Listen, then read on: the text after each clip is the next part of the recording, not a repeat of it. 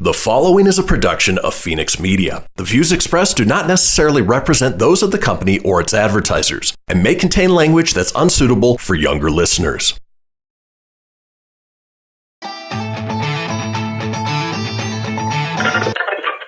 Laugh it up, fuzzball.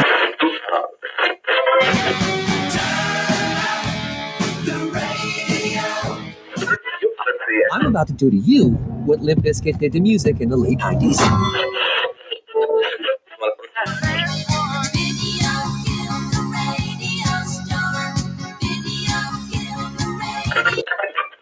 Surely you can't be serious.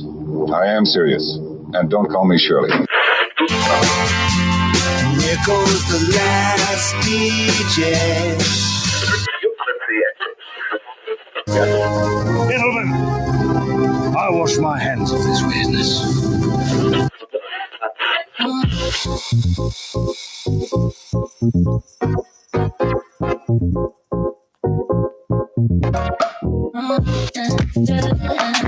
Welcome, folks, to another brand new episode of the Kristian Fenix Radio Show. It is Friday, May 14th. We are your daily dose of laughs and levity in a crazy, crazy world.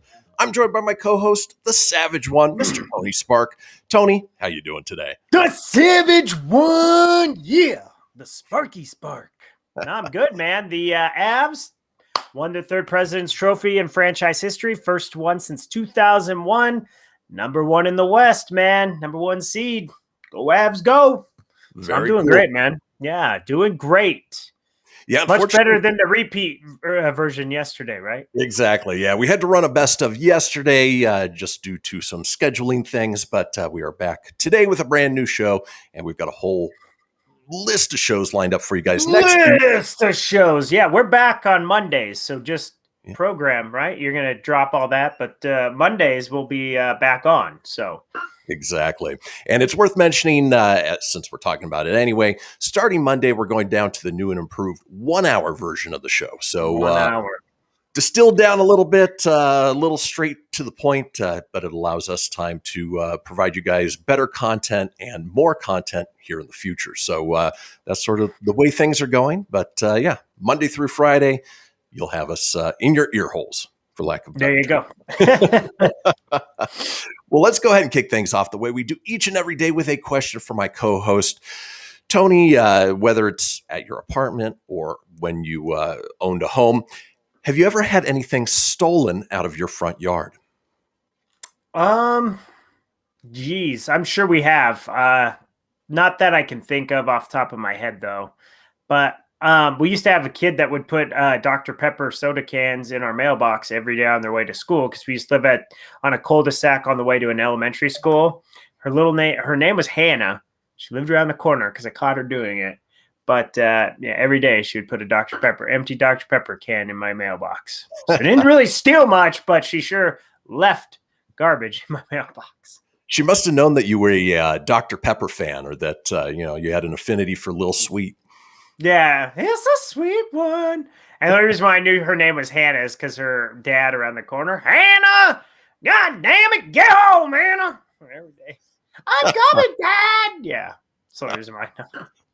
Well, I'd say that was an answer I wasn't expecting, people putting something in your front yard versus taking it. And obviously, a lot of people deal with porch pirates, but a lot of times there'll be decorations out front. There'll be things that people put out to make their home look that much better. And, there are terrible, terrible people out there that unfortunately mess with it or steal it. For instance, in this one, a cash reward is being offered for the safe return of a stolen 11-foot tall totem pole that weighs over 300 pounds. The pole took 1 year for a Lumi Nation master carver to complete and was supposed to be installed in front of a Bellingham business that provides communications technology for the tribe. Surveillance shows two men working on what appeared to be a well-planned heist on April 30th, and it was the last time anyone saw the sacred Native American work of art, which had just been finished by master carver and famous Native American artist Felix Solomon. The totem pole was intended to be spiritually empowering. It was going to right here in front of the building at this intersection that sees a lot of traffic every day, says Roy Porman, the San Juan Cable and Internet Company, which commissioned the project. The totem pole shows a man holding up a salmon, handing it off to an eagle, and taking it to the spirit world. Foreman said, for some reason, I was reading that in my head as that's what the thieves were doing. I thought that's a really strange way to steal a totem pole, but no, that's the totem pole itself. So he entitled it Communication Because Our Business is Communication and Supplying Internet Services and Fiber Optics to the tribal area that was unserved. The thieves knew what they were looking for. They came up, they cut the lock, they got the gate open, he said. And, you can see the surveillance video. I'll post it on our Facebook page. But to go out of your way to steal a 300-pound piece of art, that takes some balls. It's not going by and just grabbing something, crime of opportunity. This took some planning. And unfortunately, for this tribe, for this community, hopefully they get it back. Yeah, hopefully they get back. Savages. It reminded me when you said that story, manager of mine named Buddy, him and his wife and family, they did like a big pride display thing out of pallets that they got from work. And somebody, like the kids painted it, and it was all this cool thing. It was to show their support. Well, anyway, somebody stole it right off of their lawn. And and they caught it on their Ring door camera. It's just these people showed up, jumped out of the truck, grabbed it, threw it in, drove away. And it's just like, look, if it ain't yours, just don't take it. I don't know. I get when you're a kid, you don't really know any better because, I used to have sticky fingers as a kid, but I learned a lesson. You get caught and then you lie about it, then your stuff goes away and you get in trouble. This is kind of thing. If it's not yours, don't take it. That's kind of just the thing, right? Yeah, especially if they build it and they've created it. It's not like you can say, no, man, my buddy Jim gave that to me. Yeah. If it's one of a kind, if it's a piece of artwork, don't do that. Don't steal it. It means something to somebody. In this case, an entire a tribe of people. So in any case, it is Friday. We've got a great show lined up for you today. Let's talk about today's show, shall we? It's Friday, gotta get down on Friday. Everybody's looking forward to the weekend. And we're looking forward to the weekend, but not hell yeah. Good news, everyone. We have a segment called Zookeeper Secrets. Our call-in topic today is HOA horror stories, and it could be HOA, it could be property management if you live in a apartment complex. We have a segment called Like the Rest of Us, Only Better. We round out the day with This Day in History, and Tony is up next with the entertainment news. Folks, do not go anywhere. We will be right back.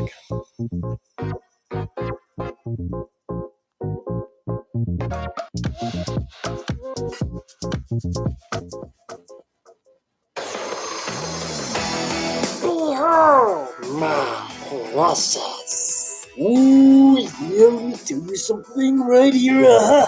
It's the Loot Crate subscription box, full of exclusive loot, fun surprises delivered to your door every month. Just pick up your favorite geeky genre, Daddy. From the original Loot Crate, the Loot Crate DX collectible boxes, dude. Cowabunga! To the Loot Gaming video game box. Woohoo! Yee-hoo! Wowzers! With crits starting as low as $11.99 per month, there's a box just about for all collectors.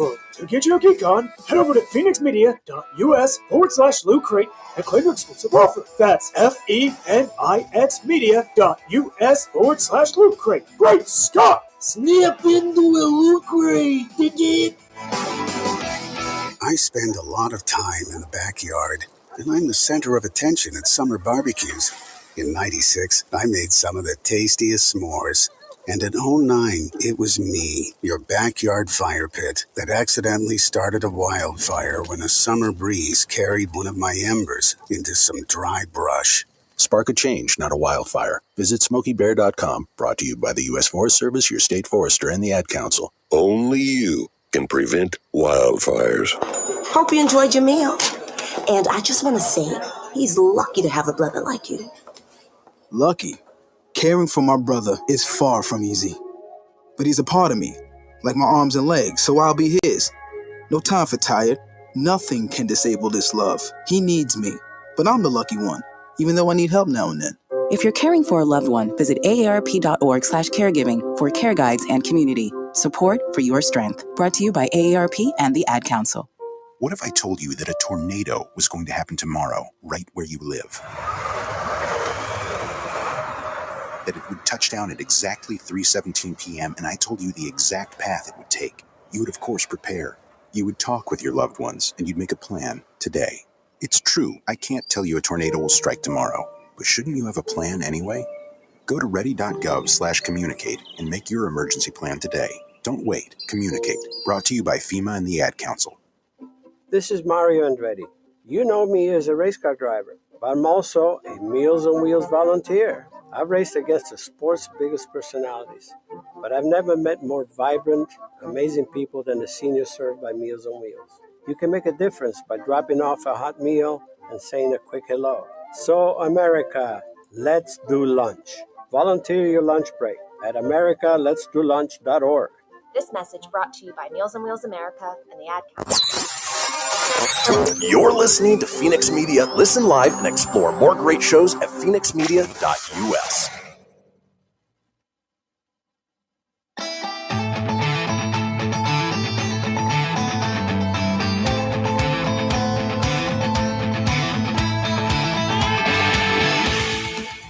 Get everything you need for the Kristian Fenix radio show over at phoenixmedia.us or on Facebook at facebook.com/Fenix Media Radio. Now back to the show. And we are back, folks, to the Kristian Fenix radio show. We've got a little thing we talk about a couple times each show. It is the Fenix Line, our 24-hour-a-day, 7-day-a-week voicemail line, giving you guys the opportunity to chime in on anything whatsoever. Maybe you've had a totem pole stolen out of your front yard. We want to hear about it.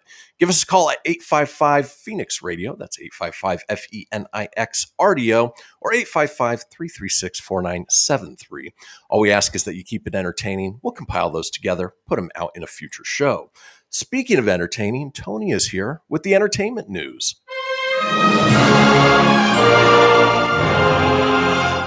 Good morning, everybody. It is Friday, May 14th, and here is your, I think for the last time for a while, the Filippo Best Babe. Kiefer Sutherland is going to star in a spy drama series for Paramount Plus. Jack Bauer is never done with 24, ever.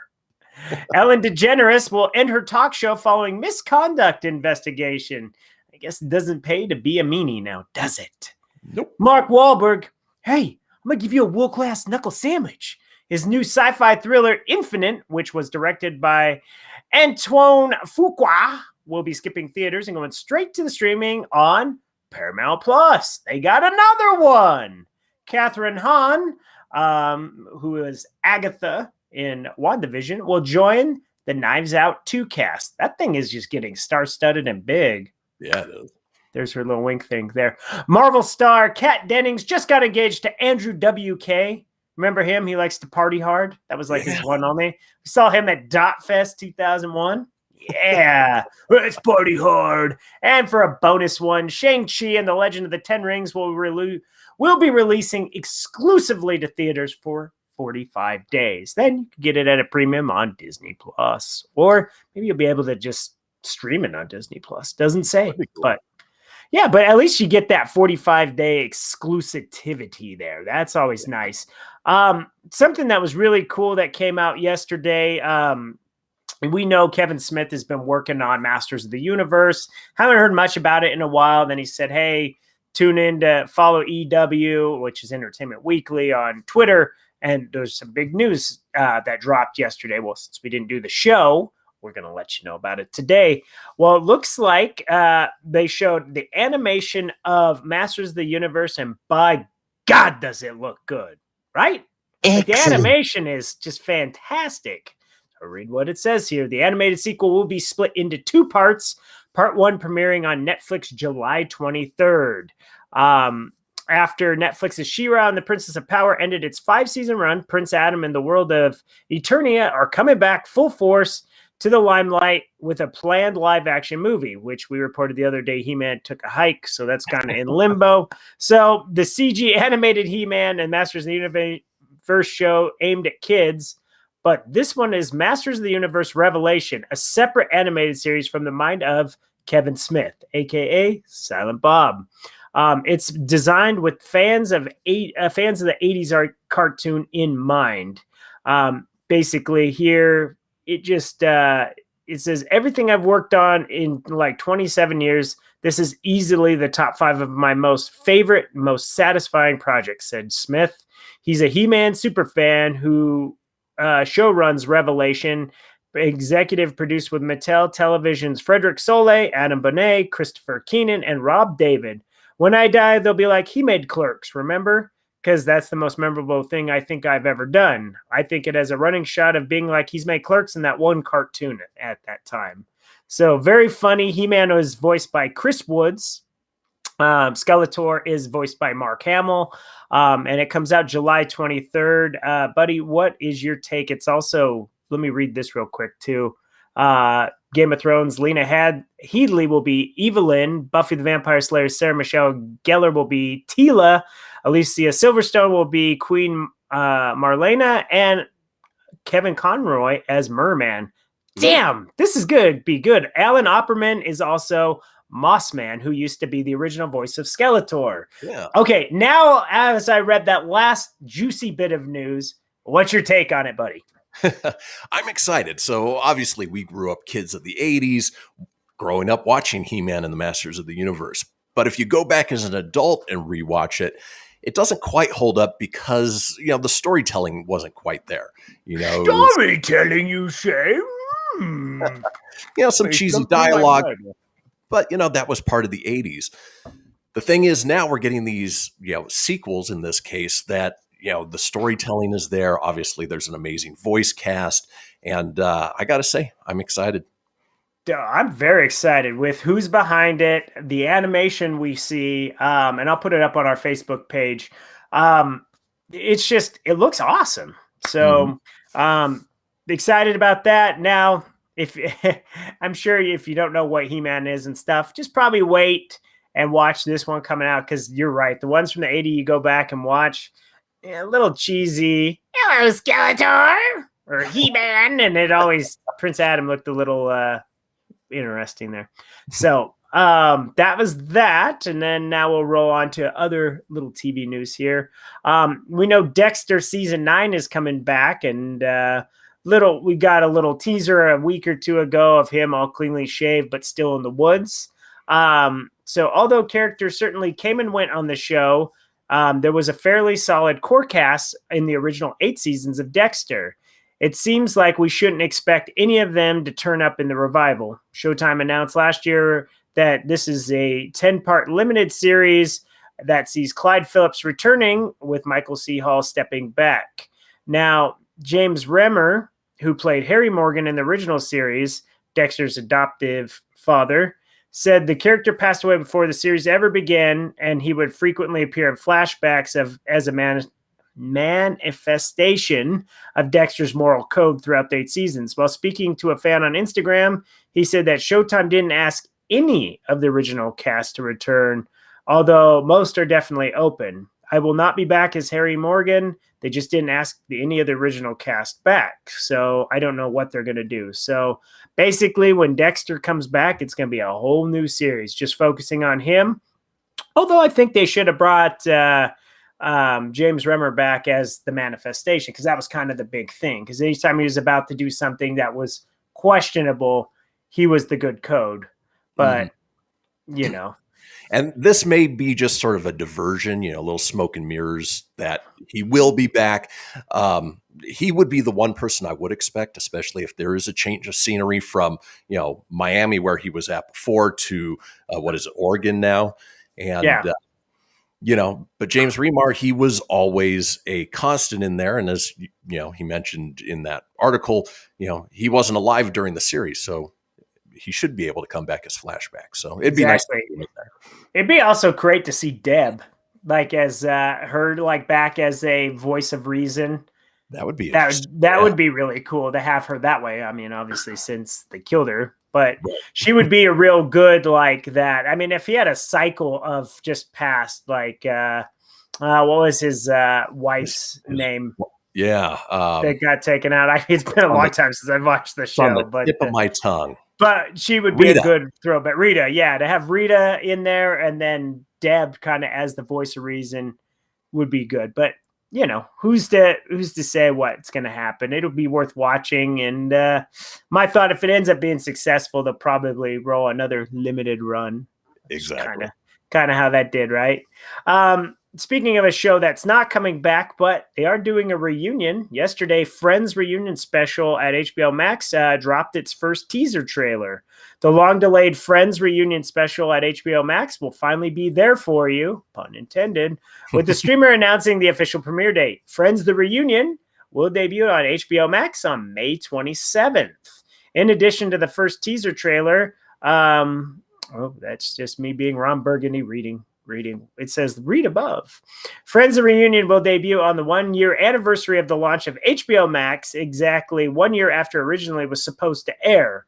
However, the special was delayed because of COVID-19. They filmed it in February. They filmed it in April.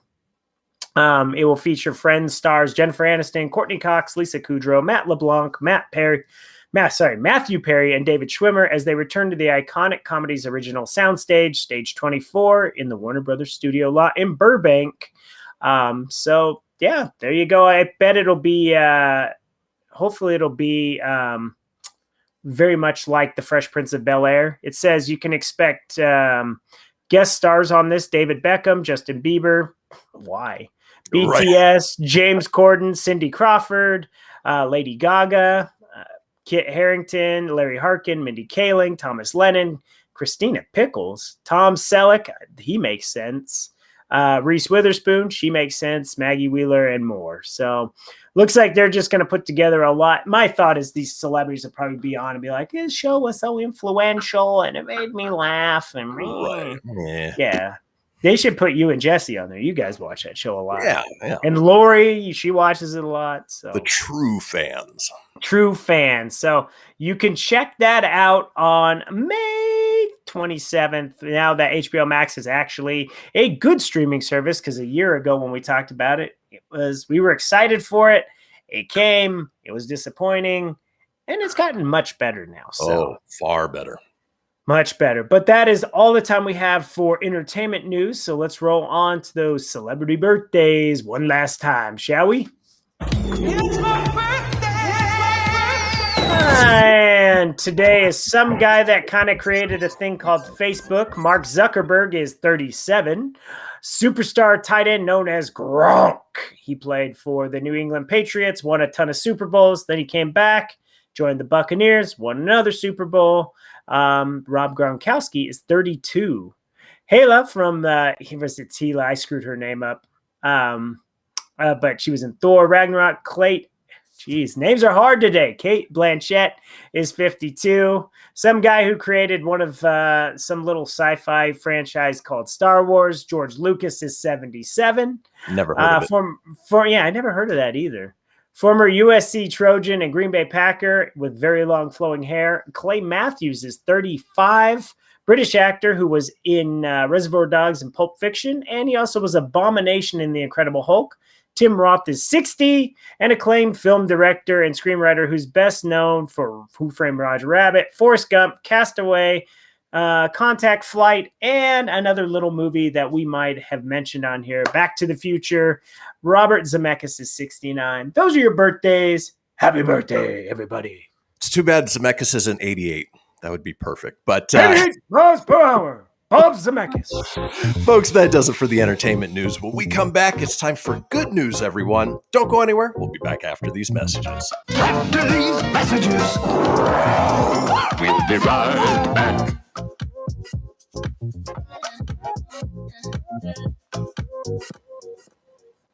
Okay, what are you wearing right now? Nothing. That's right. So mommy's going to teach you how to dress yourself. Underwear always comes first, name tag at the back, then pants, then shirt. Get the first button in the right hole or you have to start all over. Socks going first, then shoes, right on right, left on left. With shoelaces, just take the ends, cross them over, switch the loops, the rabbit goes down the hole, pull tight, and you're left with bunny ears. Got it? Why are your pants on your head? Most parenting is hard to do in just 2 minutes.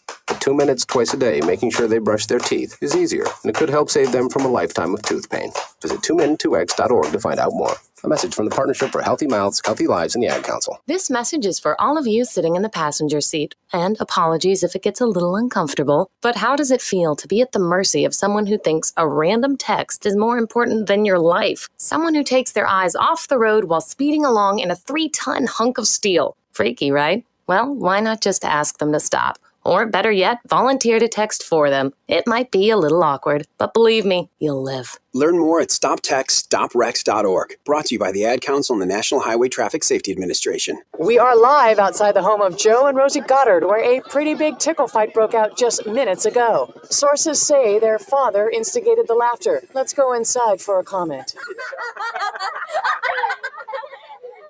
Apparently, they have no comment. Dads, let this be a reminder that it only takes a moment to make a moment.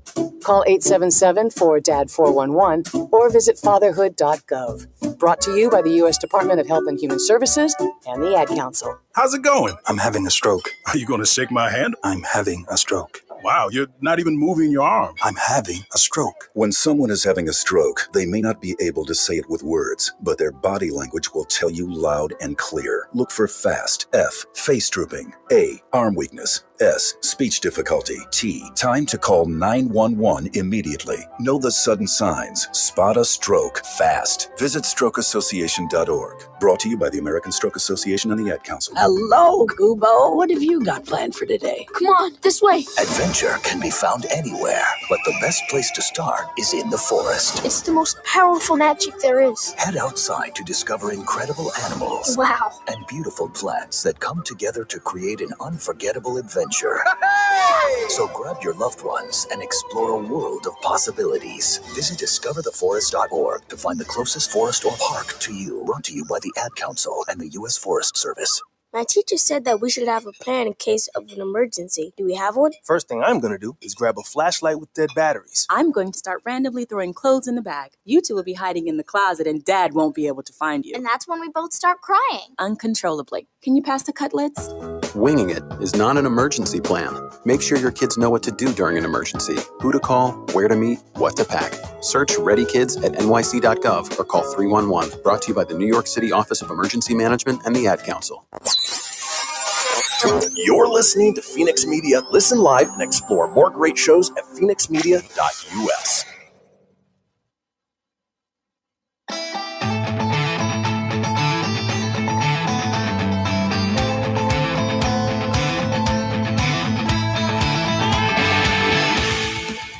Get everything you need for the Kristian Fenix radio show over at phoenixmedia.us or on Facebook at facebook.com/Fenix Media Radio. Now back to the show. Indeed. This is the Kristian Fenix radio show, and we are all over social media with many of you watching us as we speak on Facebook Live or YouTube Live. Now, we are also on TV streaming stations and the mobile apps for iOS and Android. Just head over to ngbn.tv on either your streaming device, television, or the mobile app, and from there you can get the Fenix Media channel, including not only this show, but all of the other wonderful shows we have on the network. Now, if you want to get a hold of us on social, I'm available at facebook.com/Kristian Fenix Radio. That's Kristian with a K, Fenix with an F, radio, of course, with an R, or on Instagram and Twitter at Fenix Media Radio. Tony's available at facebook.com/Tony Spark. That's SPARK81, or on Instagram at Tony.Sanfilippo81. Now, being that it's Friday, and as we like to do on Fridays, there is so much bad news out there. There's hate, there's vitriol, there's divisiveness that, you look at anything news related and it's always negative. But we like to turn the tables a little bit and bring you guys a segment that I like to call Good News, everyone. All right, I'll go ahead and start out with an 8-year-old boy in Virginia is going the extra mile to help the homeless. CBS News first met Zohaib Beg last year after he made it his mission to gather as much personal protective equipment as possible for frontline workers. He ended up with more than 6,000 items. Now the self-proclaimed chief kindness officer has shifted his focus to uplifting the homeless community. The reason I want to give to the homeless is because every time I go to DC, I see it's a problem with my own eyes, and I had the desire to help them from my own heart, Begg said. Begg recently set his sights on reaching at least 1,000 people in need for Global Youth Service Day, the largest youth service event in the world, highlighting the heroics of those aged 5 to 25. It means a lot to me, and I know how the families feel, and I just hope these kits give the families who are dealing through these hard times right now a little bit of comfort, he said. Sharon Wise, who was once homeless and now advocates on behalf of homeless people, was by his side. Together, they went to the underskirts of the 3rd Street Tunnel off New Jersey Avenue in Washington, D.C. to pass out food, toiletry kits, and supplies to people in need.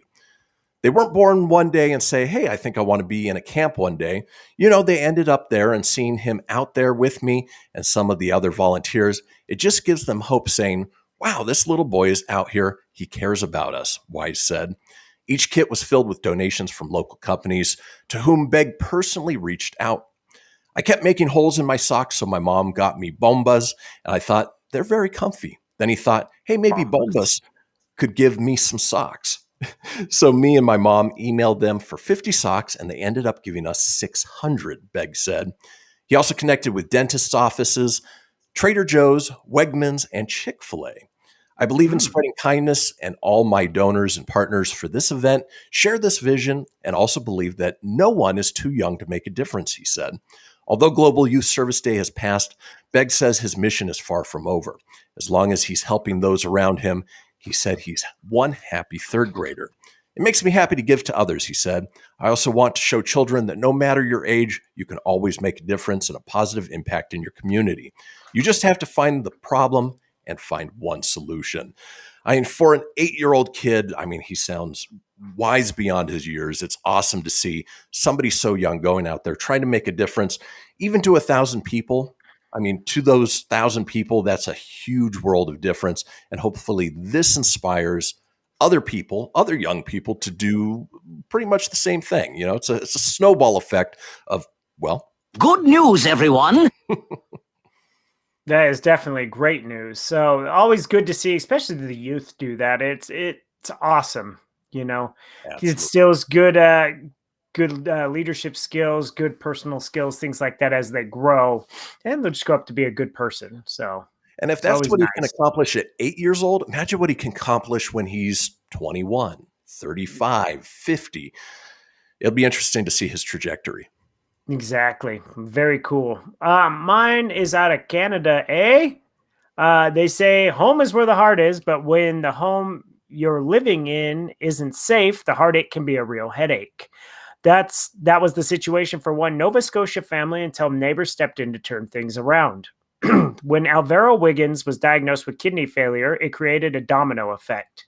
The rigors of treatment meant spending 9 hours a day on dialysis. That meant giving up work, unable to earn a living.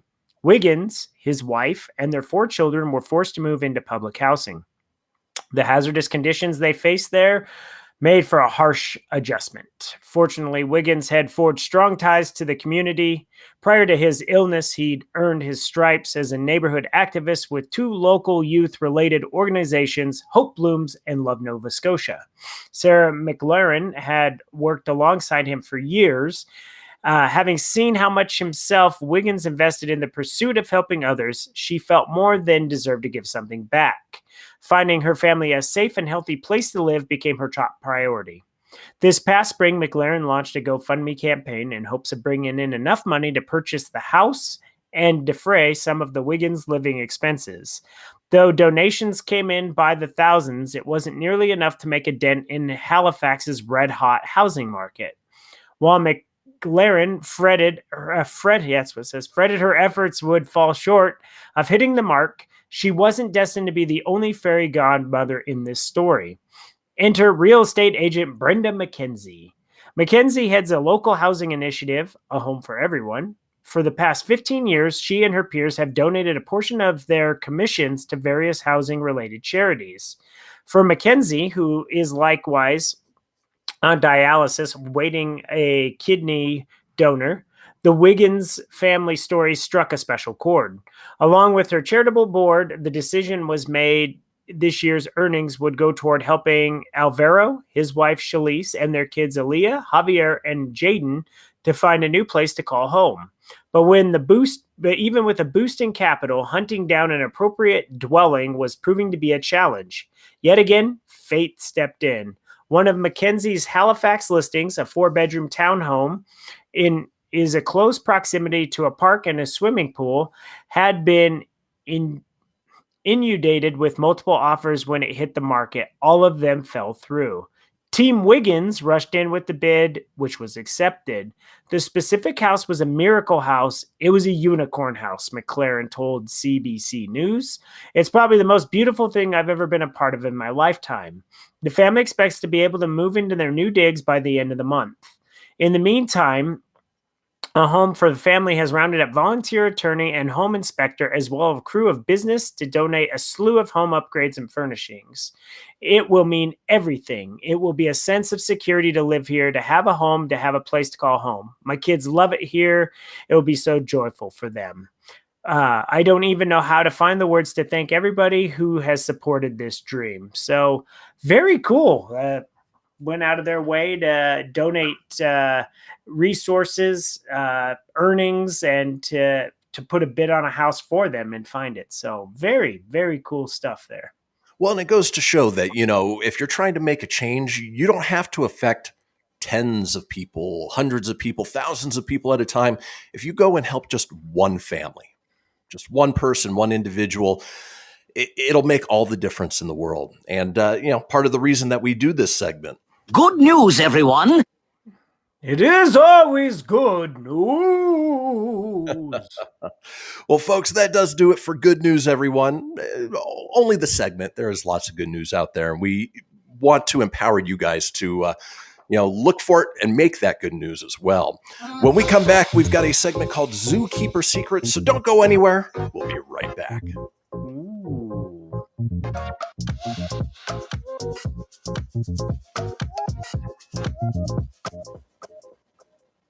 This is Mario Andretti.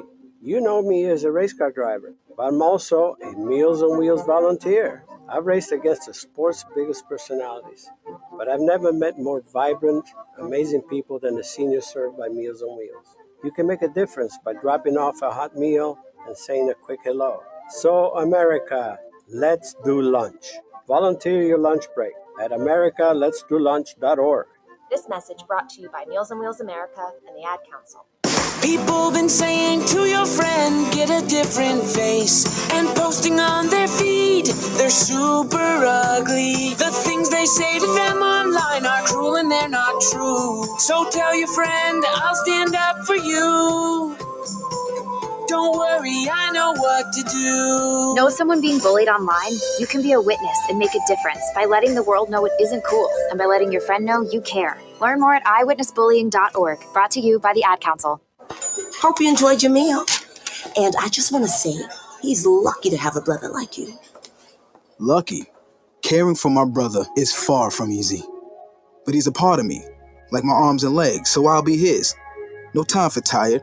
Nothing can disable this love. He needs me, but I'm the lucky one, even though I need help now and then. If you're caring for a loved one, visit aarp.org/caregiving for care guides and community. Support for your strength. Brought to you by AARP and the Ad Council. Allison is perfect. I mean, she'd never tell you that. She's humble and perfect. She likes everyone. She even likes her untidy roommate's weird guinea pig. Allison, wait, are you texting and driving? Allison, no. That's the exact opposite of what I was just saying about you. Why, Allison? Why? Texting and driving makes good people look bad. Visit StopTextStopWrecks.org. Brought to you by the National Highway Traffic Safety Administration and the Ad Council. I'm Paul George of the Indiana Pacers. When I was 6, my days were spent playing basketball. When I was 6, my dream was to make it to the NBA. When I was 6, my mom had a stroke. So I want you to learn to spot a stroke fast. F-A-S-T. F, face drooping. A, arm weakness. S, speech difficulty. T, time to call 911. I'm Paul George. Spot a stroke fast. Visit strokeassociation.org. Brought to you by the American Stroke Association and the Ad Council. My name is Lola Silvestri, and I'm going to be 95 this year. I was very independent. I fell, and I had to have Meals on Wheels. America, let's do lunch. 1 in 6 seniors faces the threat of hunger, and millions more live in isolation. Drop off a hot meal and say a quick hello. Volunteer for Meals on Wheels by donating your lunch break at americaletsdolunch.org. This message brought to you by Meals on Wheels America and the Ad Council. You're listening to Fenix Media. Listen live and explore more great shows at phoenixmedia.us.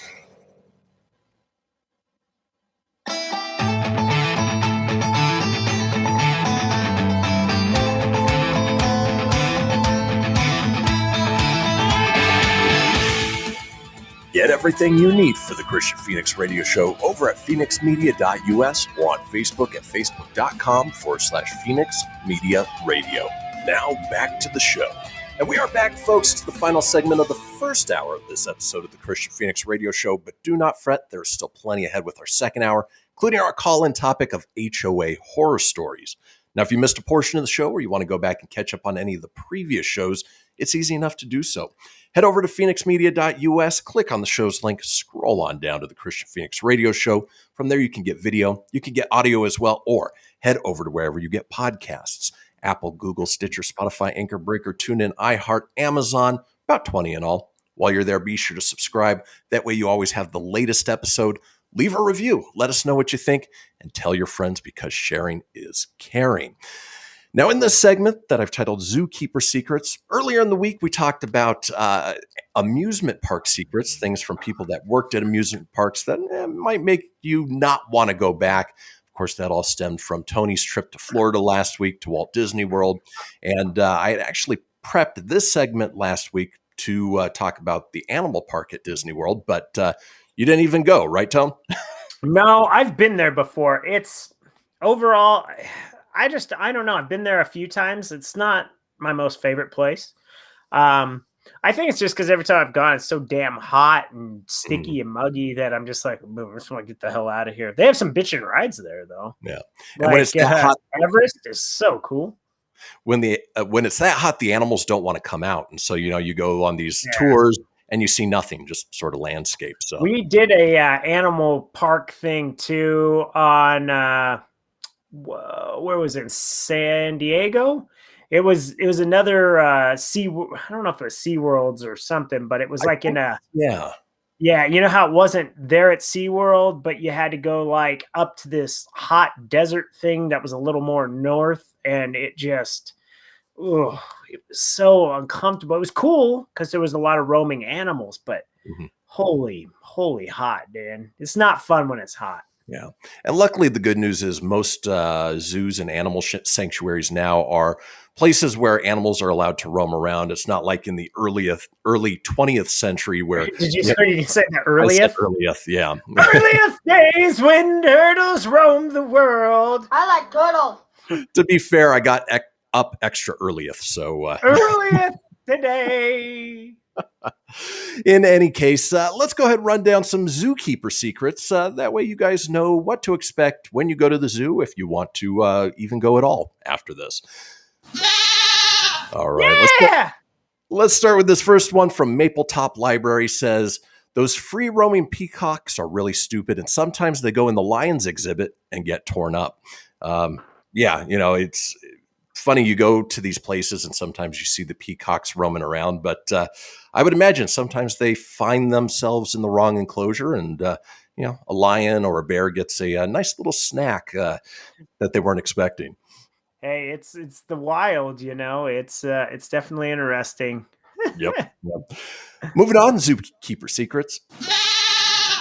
Shady Elm says, the most dangerous and feared animal in case of an escape is not, as you may think, lions, tigers, and other large carnivores. It's the chimps.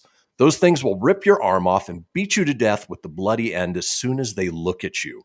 Boy, that makes me feel good.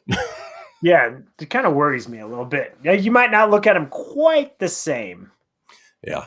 My biggest fear prior to reading this would have been chimps throwing their feces at me, but now being beaten to death with my own limb sounds a little scary. Yes. Oof. I wouldn't want that, Rolling on, talking Zookeeper Secrets. This one from Dr. Teeth DDS, and go ahead and get that soundbite ready, Tone. Says, I worked with large tortoises. We had these 5-gallon buckets for cleaning the poop out of enclosures and other buckets for feeding them fresh grass we cut. The first day on the job, I took both buckets into the pen. I heard this awful loud grunting and something breaking. One of the 300-pound males tried to bang the bucket in front of visitors and flattened it. He would even follow me around just in case I might leave more innocent buckets unattended. It's turtles trying to get it on with buckets. So I like turtles. Rolling on, more Zookeeper Secrets. This from user Bitey Parrots says, when you're cleaning underneath the perches, parrots will wait for you to look up before taking a shit. They have good aim. That's how they get shit in the mouth. Don't look up. Good news. We've got a lot of animals here in the house, lizards, bunnies, dogs. One animal I won't have is birds.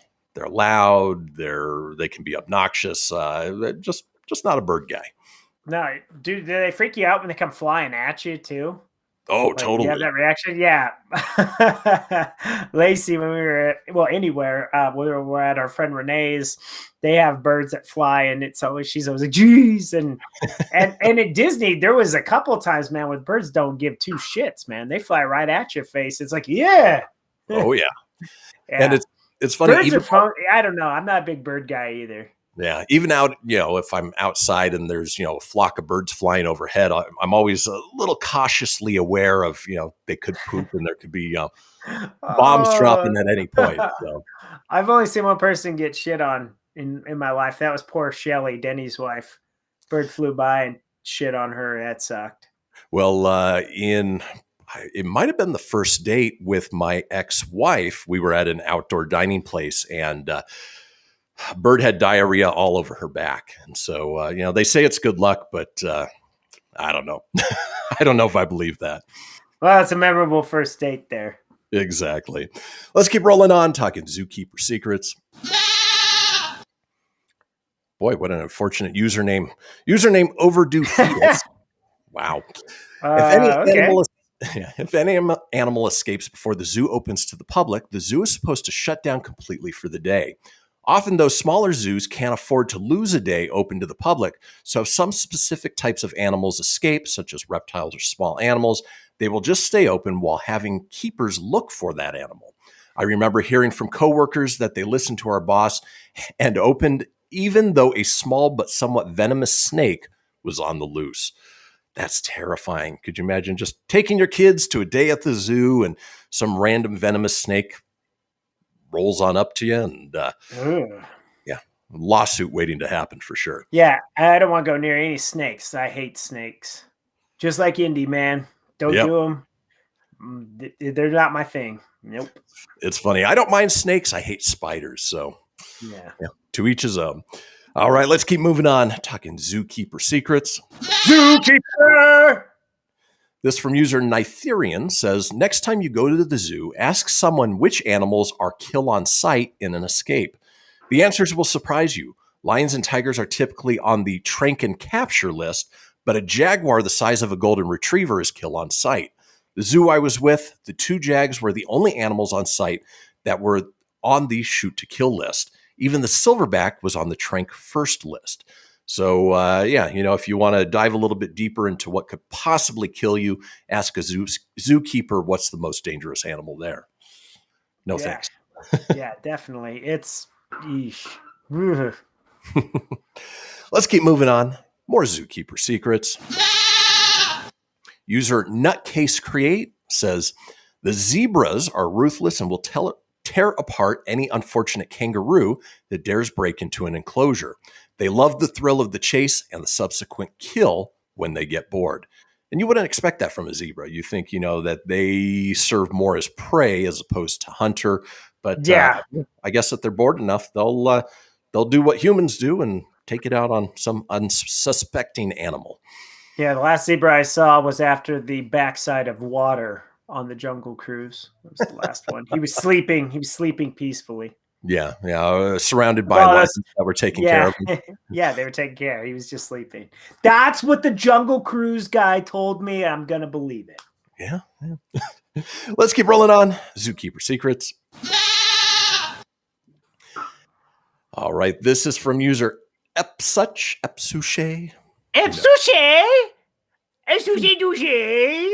And I've actually seen this one happen. It says, our lions will urinate on guests if they get too close, which is always funny to see.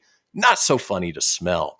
And I mean, they, just like cats who can spray, lions can do the same thing. They lift that tail and shoot it, and it gets in people's mouths and their eyes, and it's just disgusting and hilarious if you're not the recipient of that. If you're not the recipient, yeah. I think I told this once on the store, not P, but there was actually it was P. The monkey at the Sacramento Zoo when I was a kid peed on my Aunt Misty. Seriously? Yeah. Damn monkey. Yeah. You think you'll get off the planet poop? Apparently it's all right. It's like, that's cute. Let's keep moving on. Zookeeper Secrets.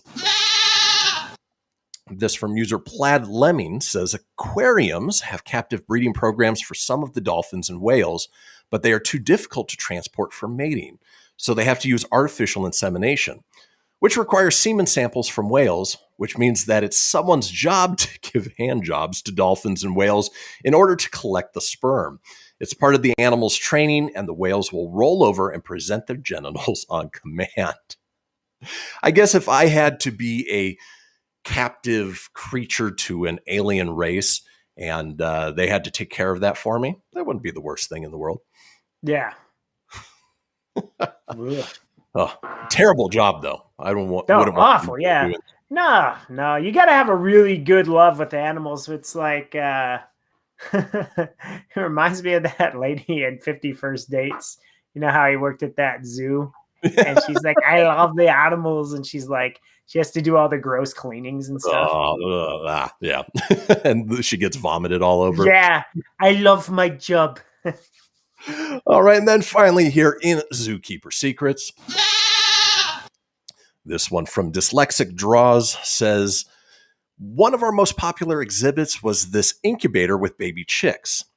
We were told to tell visitors that the older baby chicks would be sent to schools as classroom pets or to the petting zoo. In reality, we did send the chicks to the zoo as live animal feed for the snakes and other carnivores. So they may tell you one thing about the cute, cuddly animals, but more often than not, they end up being food.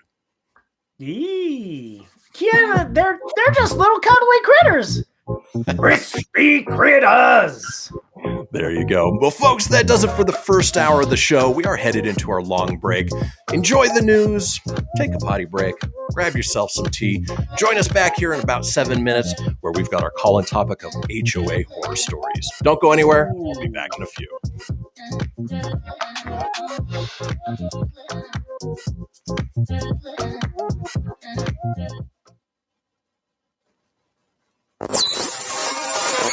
You're listening to Fenix Media. Listen live and explore more great shows at phoenixmedia.us. Hamilton was adopted from a rescue in 2008. He really likes to be around people. I get out my mat and I'm doing a downward dog and he's underneath. He's quite the pug about town. He gets invited to a lot of parties. He knows he's a pretty big deal. Look at this little face. How could you not love him? Hamilton the Pug, Instagram star and shelter pet. Amazing adoption stories start in shelters. Visit theshelterpetproject.org to find a pet near you. Brought to you by Maddie's Fund, the Humane Society of the United States, and the Ad Council. You make sure his toys don't have any sharp edges. You taught her what to do when the smoke alarm goes off. You do so much to keep your child safe. But are you using the right car seat for your child? Car crashes are a leading killer of children ages 1 to 13. Protect your child's future at every stage of life. For information on the right seat for your child, visit safercar.gov/the-right-seat. A message from the National Highway Traffic Safety Administration and the Ad Council.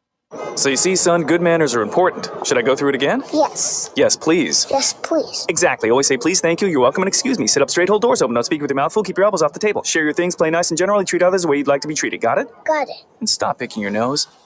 Most parenting is hard to do in just 2 minutes. But 2 minutes twice a day making sure they brush their teeth is easier, and it could help save them from a lifetime of tooth pain. Visit 2min2x.org to find out more. A message from the Partnership for Healthy Mouths, Healthy Lives, and the Ad Council. I'm a retired school psychologist, and helping people was my thing. After my stroke, when Meals on Wheels started, I was on the other end of the stick, so to speak. My name is Julius Gaines, creative writer, poet, photographer. 1 in 6 seniors faces the threat of hunger, and millions more live in isolation. Drop off a hot meal and say a quick hello. Volunteer for Meals on Wheels by donating your lunch break at americaletsdolunch.org. This message brought to you by Meals on Wheels America and the Ad Council.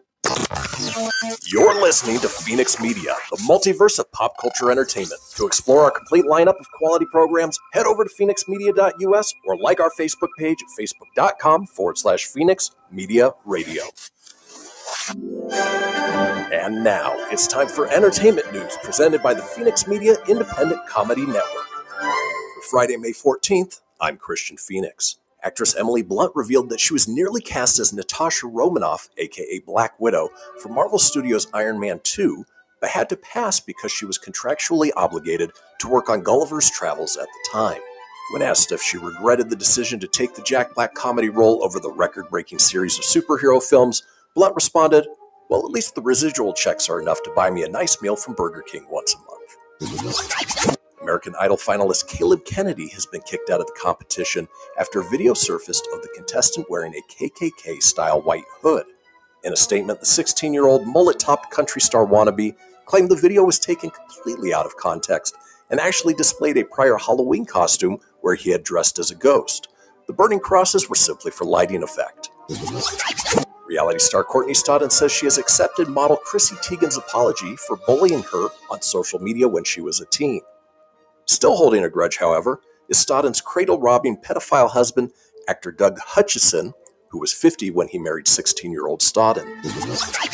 Oprah revealed that she once asked actress Sally Field in an interview if her then-husband, actor Burt Reynolds, slept with his toupee on, expressing that question still makes her cringe today. Field then went on to explain that Reynolds didn't actually wear a toupee. Rather, the hair embarked on a perilous journey back down to his chest each night as to provide a warm nest for Field to sleep in. The long-awaited Friends reunion special is set to air on HBO Max on May 27th, and in addition to featuring the original cast, the special will include a variety of all-star guests, including David Beckham, Justin Bieber, Lady Gaga, James Corden, BTS, and more. The highly anticipated unscripted retrospective on one of the most popular sitcoms of all time promises to provide hilarious behind-the-scenes moments, answer lingering questions, and highlight self-serving celebrities that had absolutely nothing to do with the show.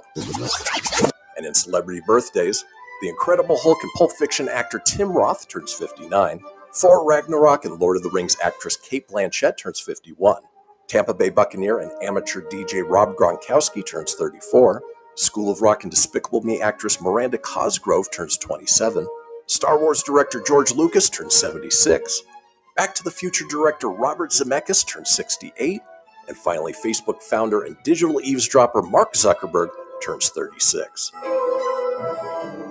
Get more daily laughs from Fenix Media's independent comedy network at phoenixmedia.us/comedy.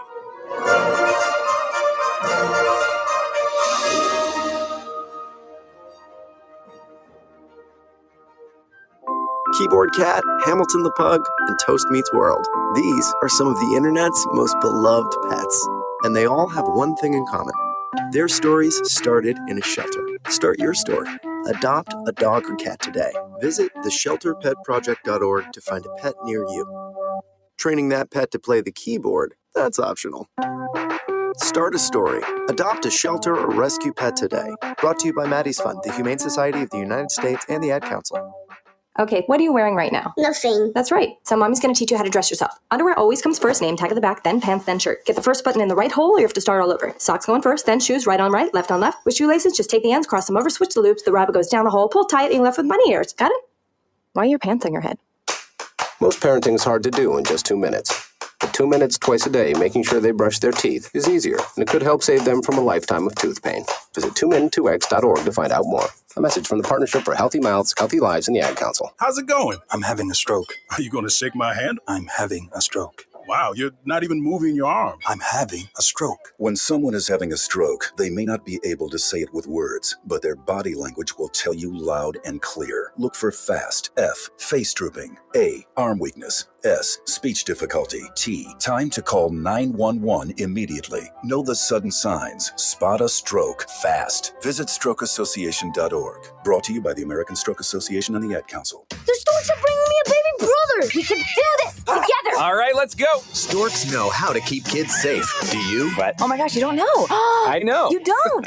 Oh man, you laugh when you're uncomfortable. No. Making sure your child is in the right car seat is one of the steps to safer travel. I will rock this. You will rock this. To know for sure that your child is in the right car seat for their age and size, visit safercar.gov/the right seat. Cool. Very cool. Brought to you by the National Highway Traffic Safety Administration and the Ad Council. The following is a production of Fenix Media. The views expressed do not necessarily represent those of the company or its advertisers and may contain language that's unsuitable for younger listeners.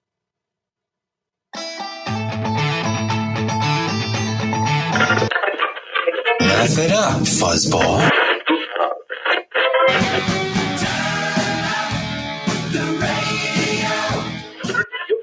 I'm about to do to you what Limp Bizkit did to music in the late 90s.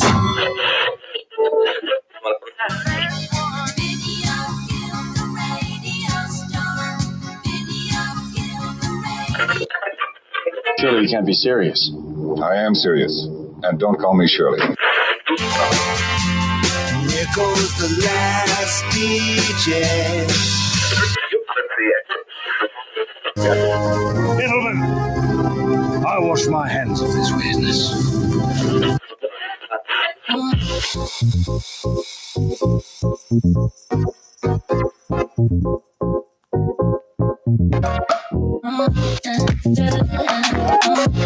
Welcome back, folks, to the second hour of this episode of the Kristian Fenix Radio Show.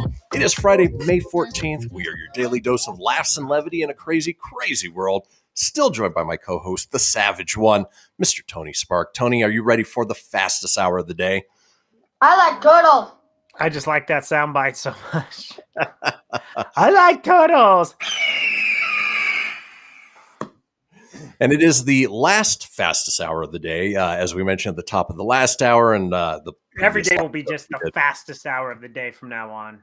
That's exactly it. So starting Monday, this show is going to an hour more succinct. We will be losing at least the regular call-in topic, though we may do it occasionally from time to time based on what's going on out there or if we've got a call-in contest that we want to play. But in the meantime, today should be fun. Because there's, you go ahead. I was going to say, this is the interactive portion of the show where we like want to turtles. You guys, the listeners and the watchers, on our topic of the day, which is why we give it 24 hours in advance and invite you to call in on the Fenix line at 855-Fenix Radio. Of course, you can always chime in on our Facebook page at facebook.com/Kristian Fenix Radio. Just click into the live video there and comment, or again, for somewhat the last time, you can join us on the Stereo app and chat live with us in the next segment by going to stereo.com/Fenix Media. Now that we have all of that out of the way, today's topic is horror stories, homeowners associations, or if you live in an apartment, property management. You know, nobody ever has anything kind to say about homeowners associations, about property management. It's always an uphill battle. And, it's just the way it goes sometimes. And, you have to deal with it, especially if you lived in a planned community, as I do, Tony does, on the apartment townhome side. And it's just the way life goes. So that's what we want to hear about from you guys. When have you been at odds with that association? Tony? I'm sure you've got plenty of examples, but go ahead and give us one where you've had to deal with either your property management or your HOA, and it was just ridiculous. Yes. So I can say we'll say one nice thing. The good thing about an HOA is you don't end up with like meth head Ted next door with like 10 cars in his backyard and like 10,000 dogs, and it's just a trash yard. So like my dad's neighborhood, oof, scary Jerry, right? If there was an HOA in place, it wouldn't have turned out like that. It would have been a much kept neighborhood. I found that out early. So I will say it's nice to have those. Now, the not nice things is all the damn rules you have to abide by. You spend all your hard-earned money to buy a house. You pay this monthly mortgage, but you got to pay to live in their community, so you got to do it by their rules. So you can only paint your house a certain color. So you can't have that fuchsia pink house. You have to have the nice color tones. So submitting colors for your paint schemes for your house was a nightmare. The biggest annoyances I had was like dandelions. So you get like it rains and stuff, and they come out of nowhere. It's not like it's like one day they're not there, and then all of a sudden there's a shit ton of them. So one time we had a couple of dandelions out in our front yard, and I literally got a warning saying we will be fined if I don't pull the dandelions. And I was just like, are you effing kidding me? Like, it's been a day. Like, chill the F out. But yeah, they gave you a set time limit to do that. So that was a nightmare. And it sucked though, because the HOA guy, who was a creep show, he was 3 doors down across the street. So he lived on my street. So that dude could see stuff, and he would drop notes in our mailbox. It used to piss me off, and it would piss Cass off, things like that. The other annoyance was the sheds. Like, you weren't allowed to put a nice shed in your backyard. We weren't even allowed to have a shed. You had to submit it. The only way we got away with it is we had a shed that matched the same shed on the house behind us, and we had to line it up perfectly. And plus, you had to keep it out of sight so that way Mr. HOA Goober didn't see it, and it was like tricked back there. So, yeah, my buddy Jeff, God rest his soul, when he moved to Texas, when he took a promotion, he gave my ex and I a shed. He didn't move to Texas. He was just moving out of the house because the timeline didn't work there. Because when he moved to Texas, I was divorced. So that didn't really work. But anyways, he moved out of his house and got rid of his shed is what it was. So it lined up perfect, but a nightmare because they would turn down everything, and we weren't allowed to have a shed, which I thought was stupid because it's your backyard. Right. So yeah, those are a couple. Just those were the nitpicky things that used to drive me nuts because they didn't do shit for you. They didn't shovel my sidewalks. They didn't shovel my driveway. Like where I live now, they shovel my sidewalk. Although I usually do it for them because they take forever and so many people walk on it. And at that point, it's an ice-capade and it's a nightmare. And it's just easier if I do it. Yeah. And part of what you pay them for is for keeping up the common areas, obviously, things that aren't owned by the individual homeowners. And of course, it's always funny when those things fall by the wayside, but they're keeping you up to a standard that is unrealistic, like bringing in your garbage cans as soon as, the trash. Oh, that was a dumb one too. Yeah, that was ridiculous. Like, oh, you can't leave your trash cans out. You can't put them out too early. And it's like, look, dude, if I'm got to work at a certain time, that's when I'm putting it out. So exactly. But that's what we're looking for is those HOA or property management horror stories. When have you been at odds with them? When have you had to deal with them? When we come back, it is all about you guys. So head over to the Facebook page and chime in there on the live video, or you can join us on the Stereo app and chat live at stereo.com/Fenix Media. When we come back, we're continuing on with the segment. So don't go anywhere. We'll see you guys in a few.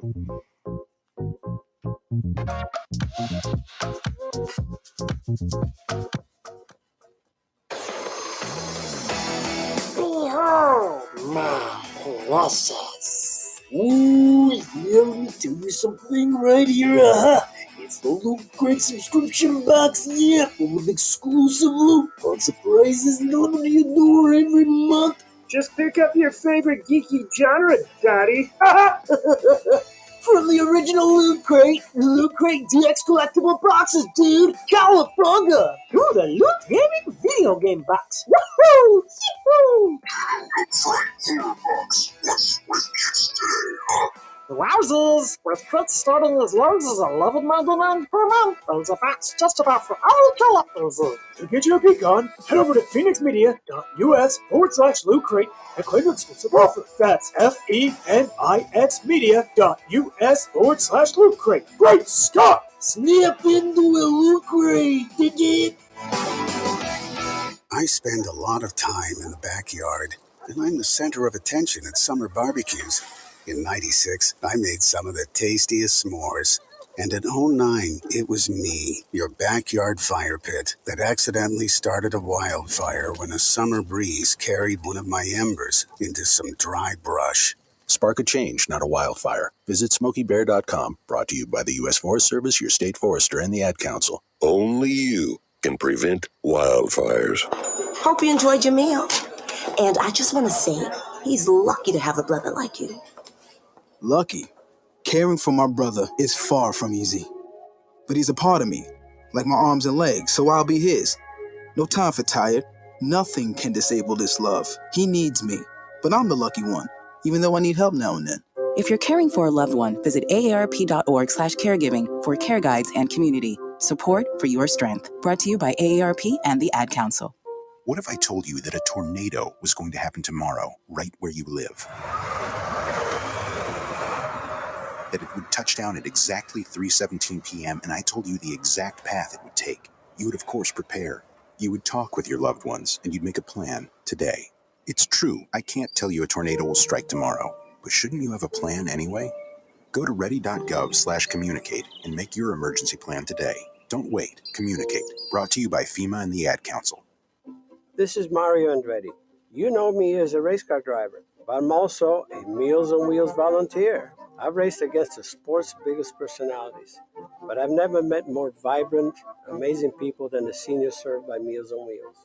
You can make a difference by dropping off a hot meal and saying a quick hello. So, America, let's do lunch.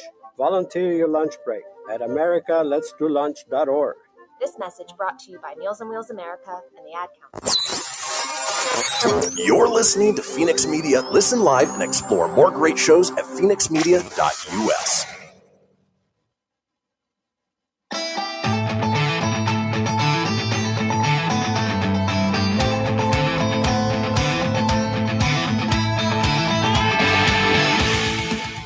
Get everything you need for the Kristian Fenix radio show over at phoenixmedia.us or on Facebook at facebook.com/Fenix Media Radio. Now back to the show. And we are back, folks. This is the Kristian Fenix radio show, and we are smack dab in the middle of the interactive portion of the show. Damn!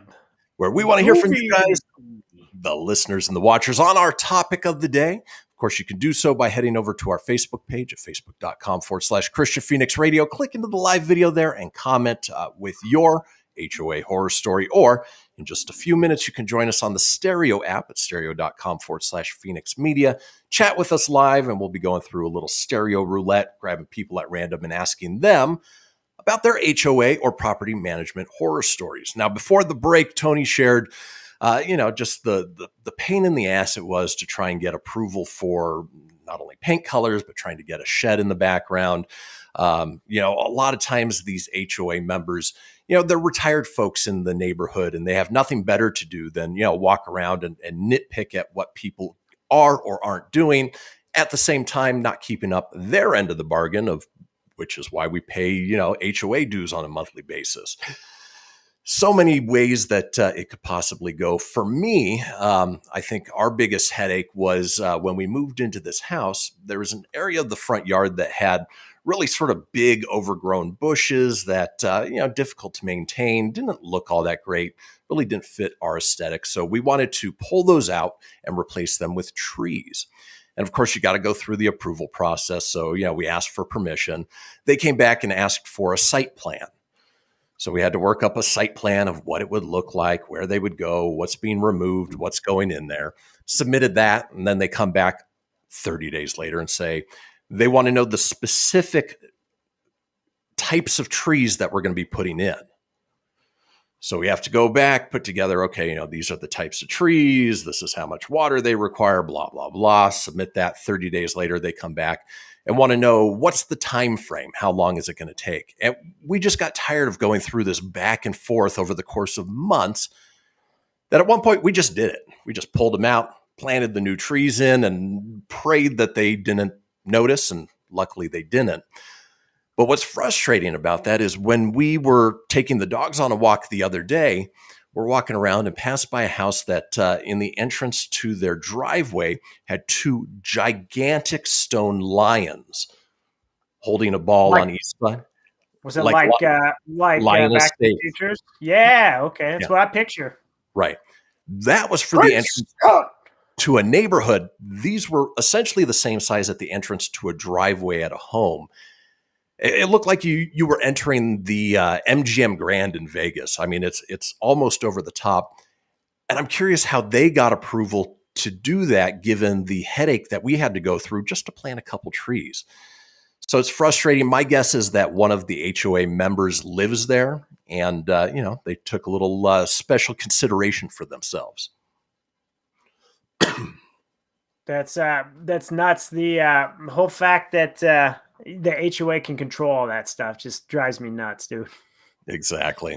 Now, Tony, I assume you reached out to our usual cast of characters, our Phoenix fans. And, again, this question's a little more pointed, so that's why we opened it up to both HOA and property management. But I'm curious to hear what you got back. Yeah, so from Stacy, and I apologize, I was a little off on that last one because I was responding to one of the Phoenix fans there. So I was a little like, that sucks. When Stacy lived in Genoa, they had to pay for windows that golf balls, they lived by a golf course, I'm assuming, that broke in a certain amount of time. So if I would imagine there was a lot of broken windows, and if there was so many that were broke, it fell on you, which is so silly because it's not your fault. Like, right. I get you live by a golf course. That kind of stuff could happen. That's kind of the thing. I know you guys lived on a golf course back when I met you in high school. Not sure if you had any of those issues, but they had to pay it, and they weren't allowed to park cars overnight in the driveway. All cars had to be in your garage or not in the driveway because of golf balls. Seriously, in your own driveway, you couldn't park. It doesn't sound like somewhere I'd want to live. No, not at all. And the problem with the golf balls and the windows is, one, like you mentioned, it's outside of your control.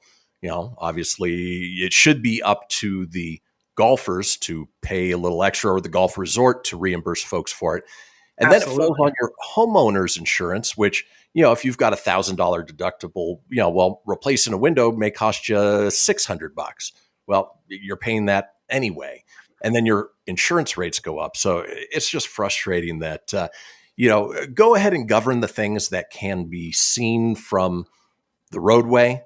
But, don't tell me what I can do on my own property. Yeah, I don't like the control. This goes back to you paying all that wonderful money that you work hard for, and you have this property, but you're kind of told what to do with it, which is kind of lame. You should be allowed to do what you want, but I get govern certain things, like don't let meth head Ted move in and pile a bunch of cars in his backyard. Yeah, don't paint your house bright pink. Don't let your lawn grow to be 3 feet tall. Those are the things they should be worrying about. Certain things. But that was my only HOA one. Mike and Lacey had good apartment landlords. And of course, their house, they didn't have an HOA. Where I live now, like my property management, they've been very responsive as far as getting somebody out. I mean, the squirrel thing a year ago, they dragged their feet on, but they did make it all right. So they paid for everything. They've fixed the fridge, they fixed the squirrel issue, and so they've been responsive, so I can't say anything bad about them. That's good.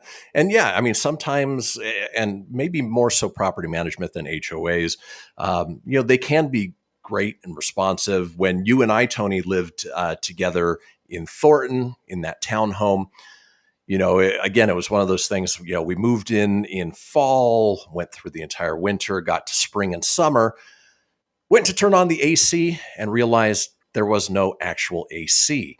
That was awful because we had the thing and we're like, why is it so damn hot? Why is it not working? Well, because it was advertised with AC. It was everything. And that was right before we went on that cruise in 2016. We came back. It was hot as hell in there. Oh, it was awful. Yeah. But they made it right away. Yeah. And they did. They put the AC unit in because they advertised it. Because at first they're like, "Oh yeah, there's no AC unit." I go, "Yeah, but you guys advertised it when we signed the contract, and it's in the contract." And they had to make it right, and they did. They did, and quickly, which is always nice. Yeah. All right. Well, folks, there is still time. If you do want to chime in with your HOA or property management horror stories, head over to our Facebook page at facebook.com/Kristian Fenix Radio. Comment in there. And we're about to fire up the stereo app for the last regular time anyway. And just want to remind everybody that it is truly live. It is a roulette. We don't know who's going to be pulled up. And so just like life, it's like a box of chocolates. You never know what you're going to get. So there may be foul language. There may be unpopular opinions, but we'll deal with those as they come. So with that all being said, let's go ahead and roll into the stereo app and see what we can get. How are you doing? You're on the Kristian Fenix Radio Show. Howdy. So we're talking HOA horror stories today. Have you ever lived in a house that was governed by an HOA or an apartment with a property management that you've ever been at odds with? Yes. And what did you have to deal with them? Well, I find with most of these HOAs, it's not, the concept's not bad because, you want the property to be taken care of and you want some kind of standard, because there's so many people in this world and some people are slobs and pigs and some people are crazy. So it's good to have set standards. The biggest problem I see with these HOAs, they usually will have a board with like people that live there. It'll usually be elderly because they have the time and they're the only ones that want to do the job. And that little bit of power that they have will usually go to their heads. And a lot of the problems you hear about, it's more to do with people not liking people, and so they use this little bit of power they have to be difficult with people, where a lot of these things could be resolved with two civil adults. Exactly. Very well said. We appreciate you chiming in. We are going to keep moving on, but drop us a follow and we'd love to have you on again at a later point in time. All right. All right, moving on. We got a good one out of the gate there. That was good. You did really good. First, I thought with this, the hello, you weren't going to get nothing. I was right. Like, oh, no. Yep. Please expand. This is a talk radio show. You need to talk. I like turtle. Right. All right, let's move on. How you doing? Oh, God. You're on the Kristian Fenix Radio Show. Hey, how are you? Good. Good, how are you? We are talking HOA horror stories. Could be property management. Have you ever had to deal with or be at odds with an HOA or property manager? Property manager? Yeah, people who oversee like an apartment complex or, the place that you're living in. All right. Yeah, I've never. Okay, what is the question? I like turtle. So have you ever, just had a horror story of, having to deal with, things that they've either made you do or they won't do even though you're paying them? No, I have no stories. Do you have? Yeah, and unfortunately we do have to go ahead and wrap this up, but, we appreciate you chiming in. You're one of the lucky ones. I'm going home. That didn't have to deal with it, but that's the way the stereo app I am goes. Job. If I had my name is Jeff, I'd play that clip. I don't know where that one is, but yeah, I'm sure you'll find it on the break. Well, folks, that does it for that segment. When we come back, we've got Like the Rest of Us, Only Better. Don't go anywhere. We'll be right back.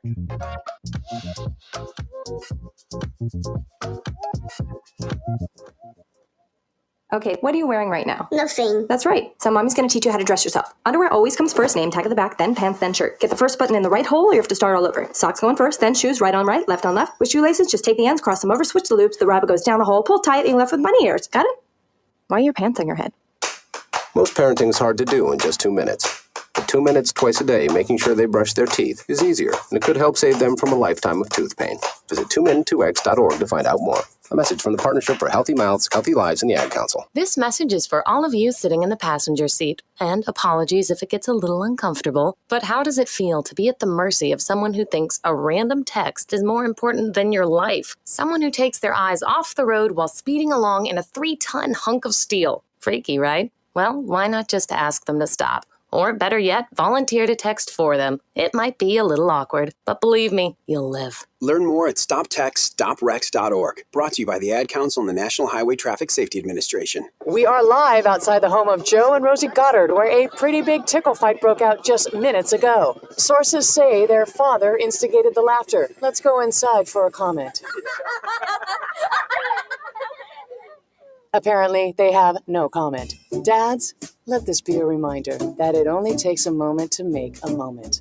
Call 877-4DAD-411 or visit fatherhood.gov. Brought to you by the U.S. Department of Health and Human Services and the Ad Council. How's it going? I'm having a stroke. Are you going to shake my hand? I'm having a stroke. Wow, you're not even moving your arm. I'm having a stroke. When someone is having a stroke, they may not be able to say it with words, but their body language will tell you loud and clear. Look for FAST. F, face drooping. A, arm weakness. S, speech difficulty. T, time to call 911 immediately. Know the sudden signs. Spot a stroke fast. Visit strokeassociation.org. Brought to you by the American Stroke Association and the Ad Council. Hello, Kubo. What have you got planned for today? Come on, this way. Adventure can be found anywhere, but the best place to start is in the forest. It's the most powerful magic there is. Head outside to discover incredible animals. Wow. And beautiful plants that come together to create an unforgettable adventure.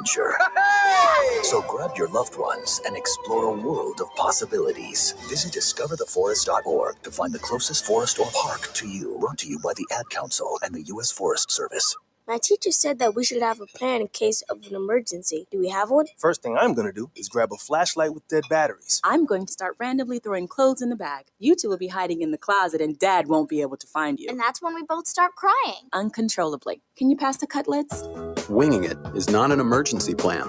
Make sure your kids know what to do during an emergency, who to call, where to meet, what to pack. Search Ready Kids at nyc.gov or call 311. Brought to you by the New York City Office of Emergency Management and the Ad Council.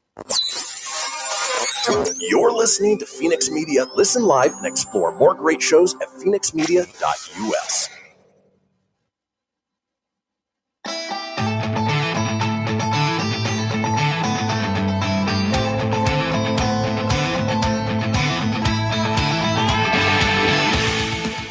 Get everything you need for the Kristian Fenix Radio Show over at phoenixmedia.us or on Facebook at facebook.com/Fenix Media Radio. Now back to the show. Indeed. This is the Kristian Fenix Radio Show. And, we've got a little thing we talk about a couple times each show. It is the Fenix Line, our 24-hour-a-day, 7-day-a-week voicemail line, giving you guys the opportunity to chime in on anything whatsoever. Being that our regular call-in topic is going away starting next week, the Fenix Line is going to be the ideal place to go ahead and leave those messages for your thoughts on any of the segments that we cover. In order to do so, pick up the phone and dial 855-FENIX-RADIO. That's 855. John, pick up the phone. Do it now. 855-FENIX-RDO or 855-336-4973 for the alphanumerically impaired. All we ask is that you'll keep it entertaining. We'll compile those together, put them out in a future show. Now, in this segment, wanting to continue on with sort of the Good News Friday, and we've done this once before. Celebrities are out there. They're the face of, sort of everything we know. They represent us, the people, but oftentimes they live in worlds that we, the common folk, don't represent. So occasionally you'll hear stories of celebrities going out of their way to do good things, which is why we're covering this topic called Like the Rest of Us, Only Better. Good job. So let's go ahead and kick off with our very first celebrity doing good things. This from Twitter user Jeff Hodder says, when my 10-year-old sister was dying of cancer, she made a wish to meet LeVar Burton. the Reading Rainbow guy, played Geordie LaForge in Star Trek: The Next Generation. Upcoming Jeopardy host too. Exactly.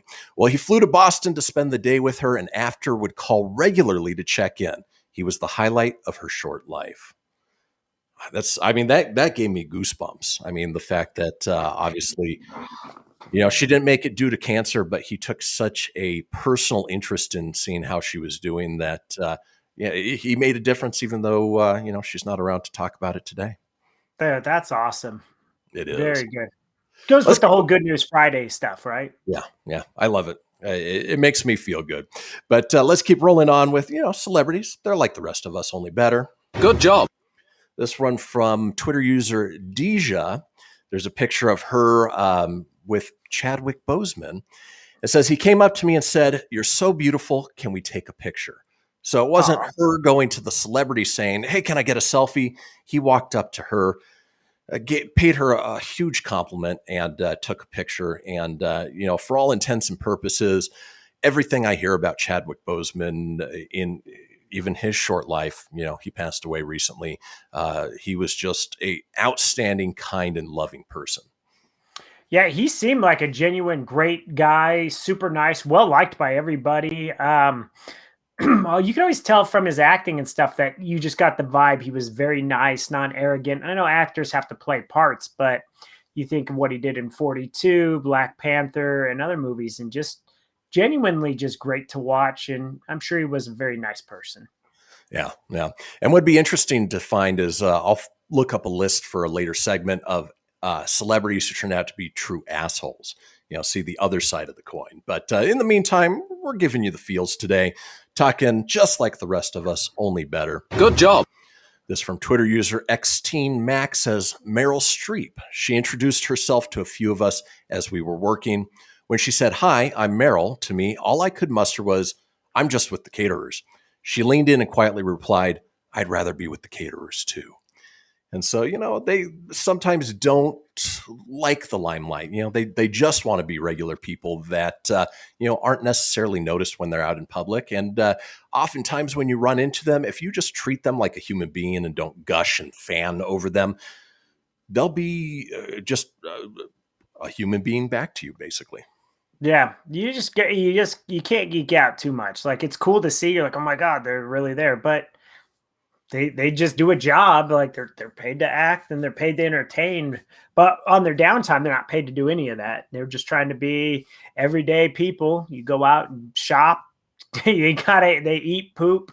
They do all the same.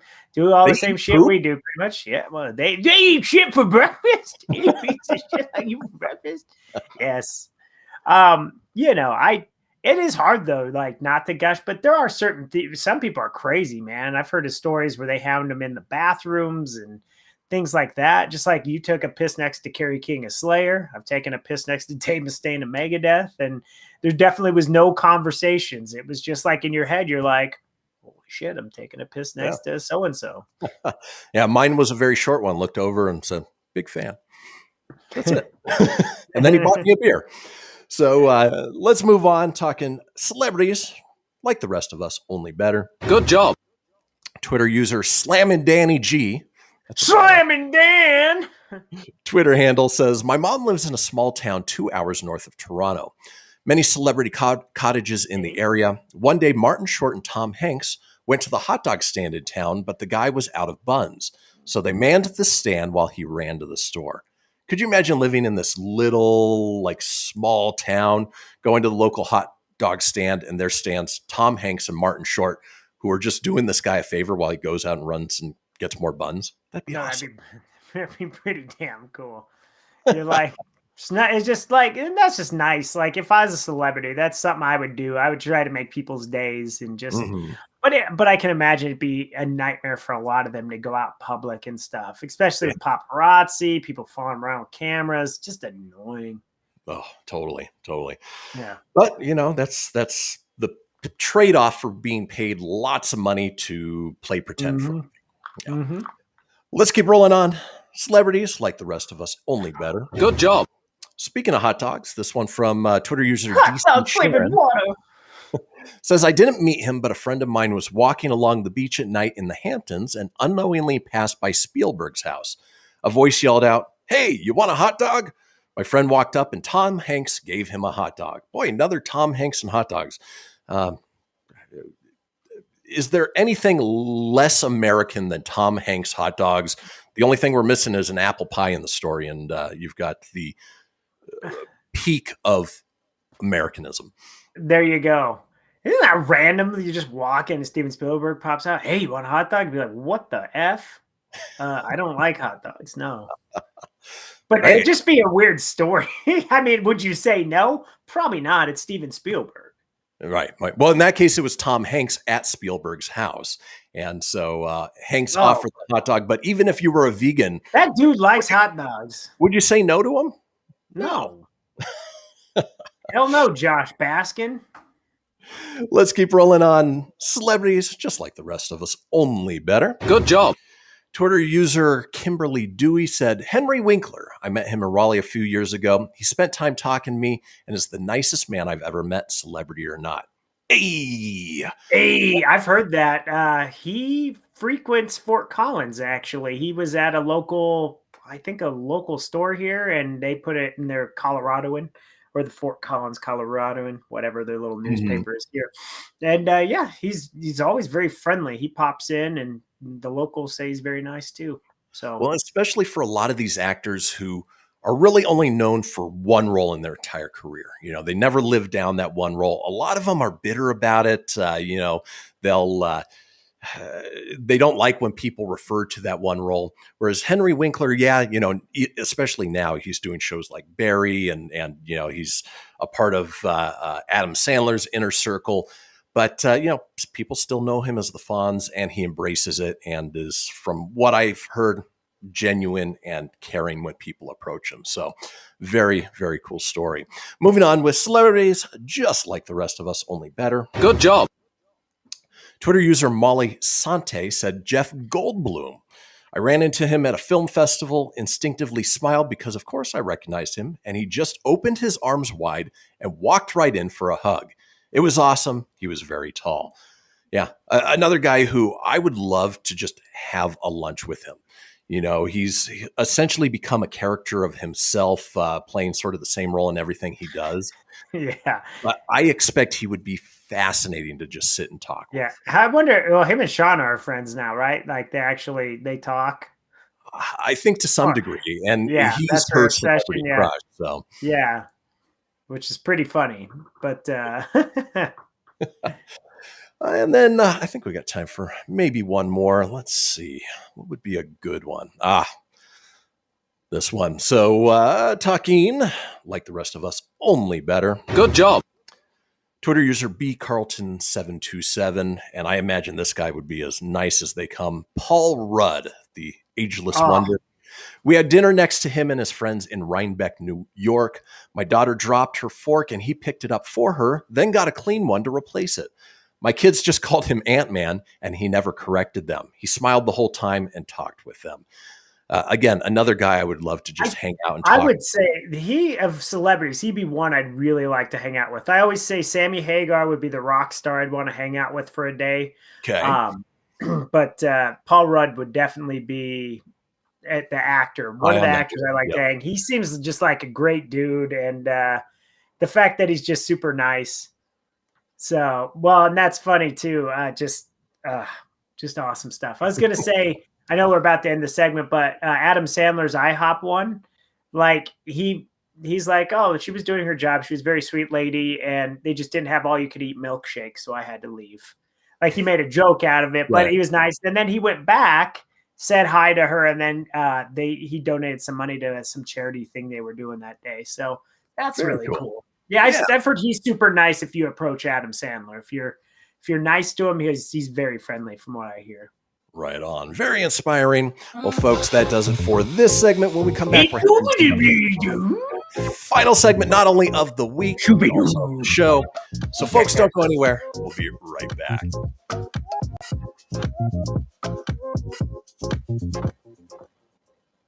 This is Mario Andretti.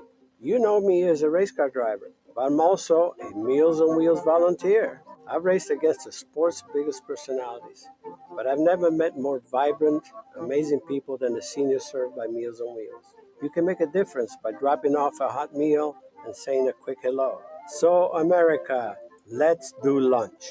Volunteer your lunch break at americaletsdolunch.org. This message brought to you by Meals on Wheels America and the Ad Council.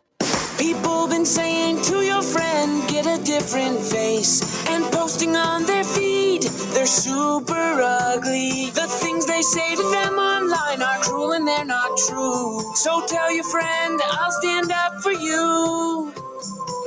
Don't worry, I know what to do. Know someone being bullied online? You can be a witness and make a difference by letting the world know it isn't cool and by letting your friend know you care. Learn more at eyewitnessbullying.org. Brought to you by the Ad Council. Hope you enjoyed your meal. And I just want to say, he's lucky to have a brother like you. Lucky? Caring for my brother is far from easy.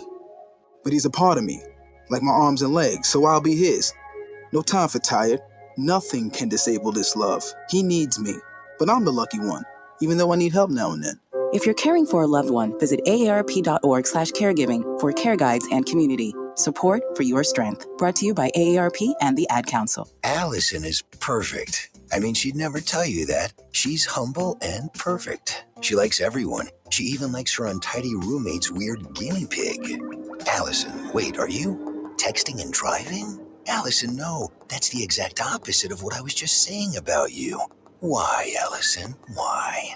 Texting and driving makes good people look bad. Visit StopTextStopWrecks.org. Brought to you by the National Highway Traffic Safety Administration and the Ad Council. I'm Paul George of the Indiana Pacers. When I was 6, my days were spent playing basketball. When I was 6, my dream was to make it to the NBA. When I was 6, my mom had a stroke. So I want you to learn to spot a stroke fast. F-A-S-T. F, face drooping. A, arm weakness. S, speech difficulty. T, time to call 911. I'm Paul George. Spot a stroke fast. Visit strokeassociation.org. Brought to you by the American Stroke Association and the Ad Council. My name is Lola Silvestri, and I'm going to be 95 this year. I was very independent. I fell, and I had to have Meals on Wheels. America, let's do lunch. 1 in 6 seniors faces the threat of hunger, and millions more live in isolation. Drop off a hot meal and say a quick hello. Volunteer for Meals on Wheels by donating your lunch break at americaletsdolunch.org. This message brought to you by Meals on Wheels America and the Ad Council. You're listening to Phoenix Media. Listen live and explore more great shows at phoenixmedia.us.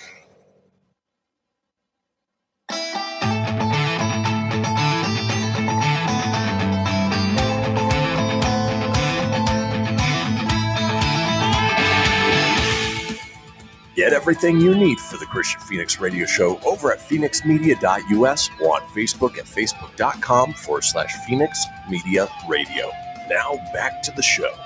And we are back, folks. We made it to the final segment of not only this episode, but of the week of this episode of the Kristian Fenix radio show. Now, if you missed a portion of the show or you want to go back and catch up on any of the previous shows, it's easy enough to do so. Head over to phoenixmedia.us, click on the show's link, scroll on down to the Kristian Fenix radio show. From there, you can get video, you can get audio as well, or head over to wherever you get podcasts. Apple, Google, Stitcher, Spotify, Anchor Breaker, TuneIn, iHeart, Doozer, Dozer, Geezer, Gozer. Are you a god? Yeah, baby. Yeah. Saved one last time. Thanks, Austin. Sounds like Austin Powers wants to get it on with the Stay Puft Marshmallow Man. No, either that or turtles. I like turtles. Well, folks, while you are there, be sure to subscribe. That way you always have the latest episode. Leave a review.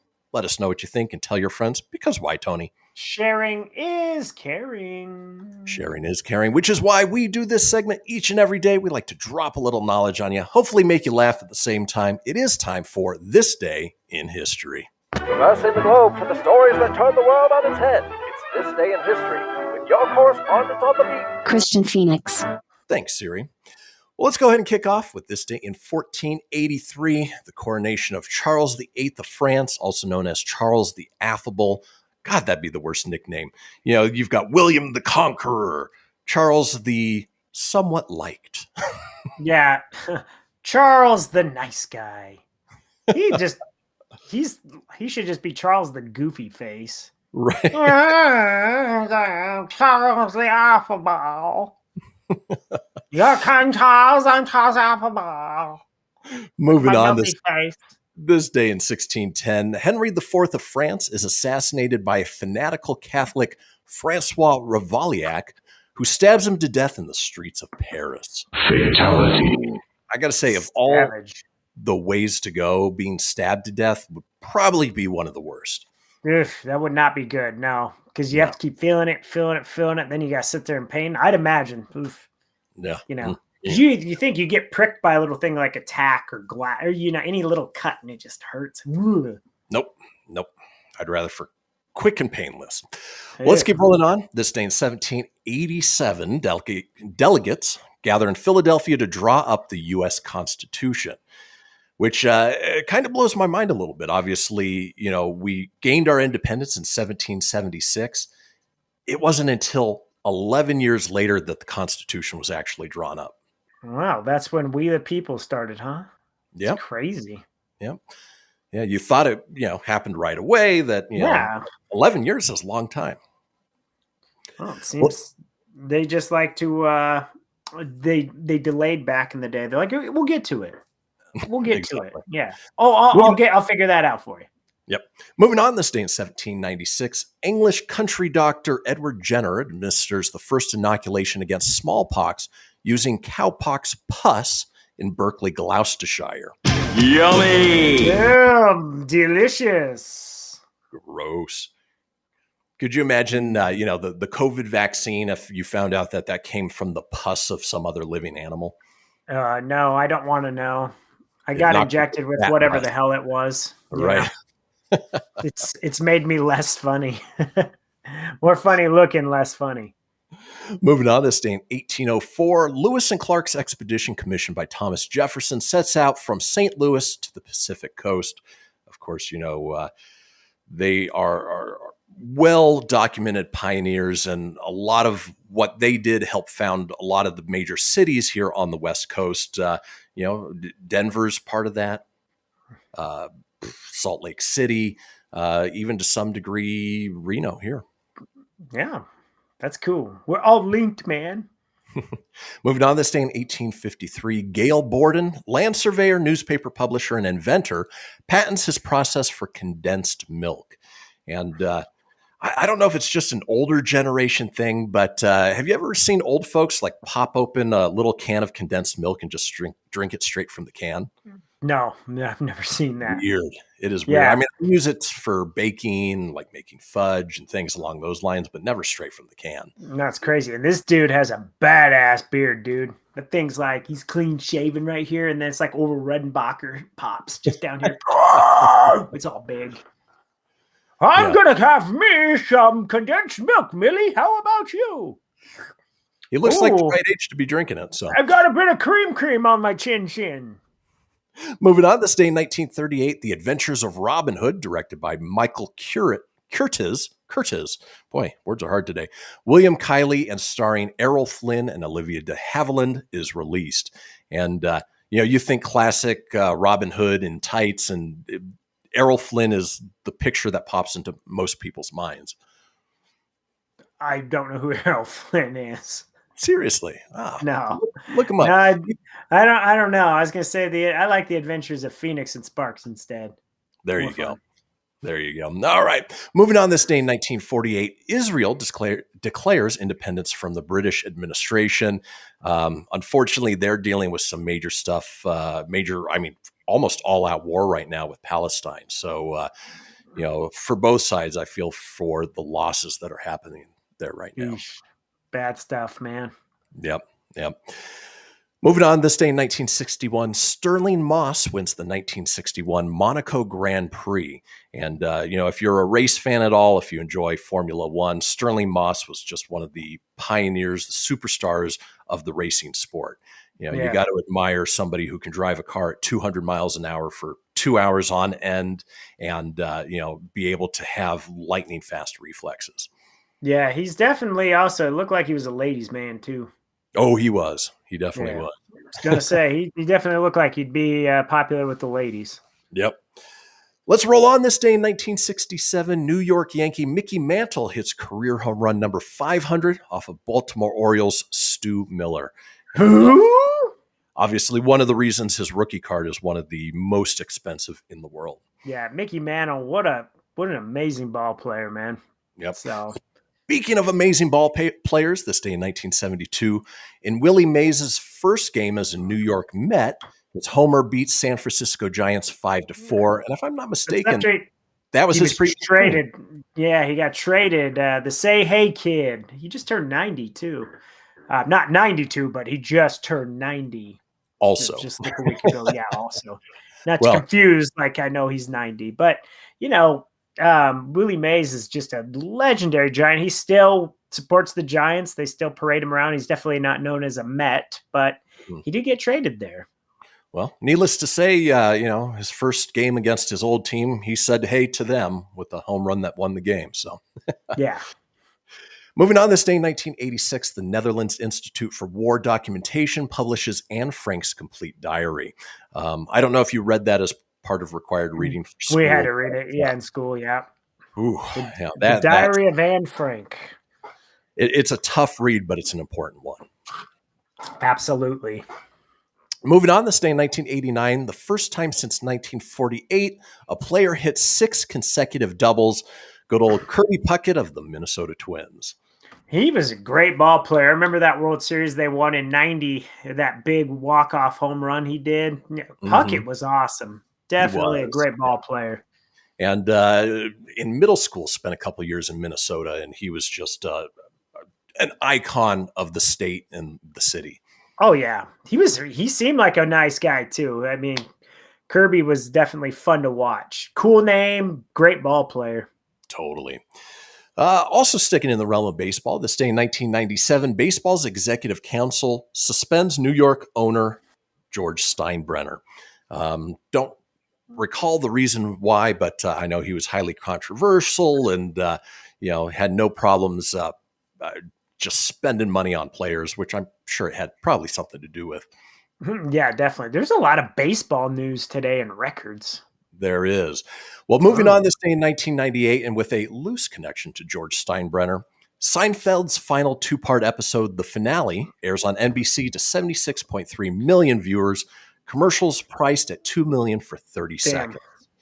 And that one was let's just be honest, that was a shitty finale too. It's one of those like, really? Yeah. They all ended up in jail. Stupid. Yep, I spoiled it for you.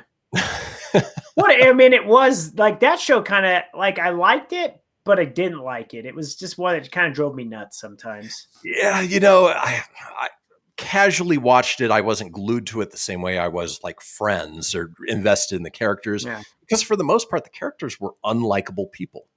Yeah, they were actually all bad people, which is why they were in jail at the end, right? Exactly. What's with all this stuff? Let's run down today's holidays, where we talk about the things that we're celebrating before we end the show. For instance, today is the Stars and Stripes Forever Day. So go ahead and salute that flag. Today is Dance Like a Chicken Day, Tone. Today is Fantastic Friday, giving sharks a voice. I wonder what that voice would be. Hey, guys. Hey, guys, do you have a baby? It is National Buttermilk Biscuit Day. Ooh, that sounds pretty good. Buttermilk Biscuits. It is Underground America Day, and it is Shades Day. So throw on those shades and enjoy the weekend, folks. It is Friday. We will be back Monday with a new condensed 1-hour version of the show. So join us then. In the meantime, enjoy the weekend. Adios. Peace.